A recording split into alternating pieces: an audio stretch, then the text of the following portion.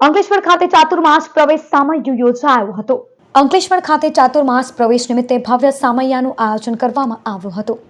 શ્રી સંઘની વિનંતી સ્વીકારી આ વર્ષના ચાતુર્માસ દરમિયાન આરાધના કરાવવા માટે પૂજ્ય સાધ્વીજી ભગવંત શ્રી વિકસિત માલાજીનું પાવન આગમન થયું હતું। સવારે 9:30 કલાકે વિજય મેડિકોથી સામૈયાનો પ્રારંભ થયો હતો। ત્યારબાદ સવારે 10 કલાકે માંગલિકનું આયોજન કરવામાં આવ્યું હતું। આ પ્રસંગે મોટી સંખ્યામાં શ્રાવક શ્રાવિકાઓ અને જૈન સમાજના આગેવાનો ઉપસ્થિત રહ્યા હતા। માંગલિક બાદ સમગ્ર જૈન સંઘ માટે સ્વામી વાત્સલ્યનું પણ આયોજન કરવામાં આવ્યું હતું।